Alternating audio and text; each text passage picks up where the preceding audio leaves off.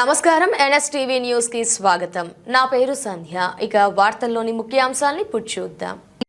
జిల్లా కలెక్టరేట్ సమావేశ మందిరంలో బసవేశ్వర జయంతి వేడుకలు ఘనంగా నిర్వహించారు.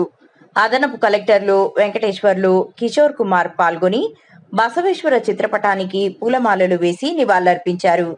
బసవేశ్వర మహారాజ్ సమానత్వం, మహిళా హక్కుల కోసం చేసిన కృషిని ఈ సందర్భంగా అధికారులు గుర్తు చేశారు.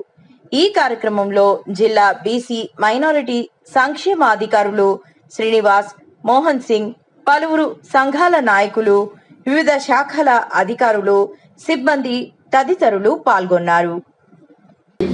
హైందవ మతాన్ని సంస్కరించిన అత్యంత ప్రముఖుల్లో బసవేశ్వరుడు గారు సమాజంలోని కుల వ్యవస్థని, లింగ వివక్షని సమూలంగా వ్యతిరేకించిన మహా వ్యక్తి బసవేశ్వరుడు గారు.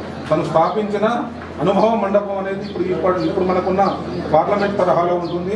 అక్కడ అన్ని రకాల ఆయన కర్ణాటకలోని జన్మించారు, ఒక పేద కుటుంబంలో జన్మించారు. మొదటి నుంచి కూడా ఒక ఉన్నత భావాలు కలిగిన వ్యక్తి. అయితే అప్పుడు చాలా సమస్యలు ఉండేవి హిందూ మతంలో. అంటే 1112వ శతాబ్దం అంటే ఇప్పటికి 700 సంవత్సరం, నియర్లీ చాలా కాలం గడిచిపోయింది. 1100 years 12వ శతాబ్దం. ఆయన బిజ్జలోని ఆస్థానంలో ఒక చేశారు. ముందు ట్రెజరీ అంటే బాండా గారి కూడా చేశారు.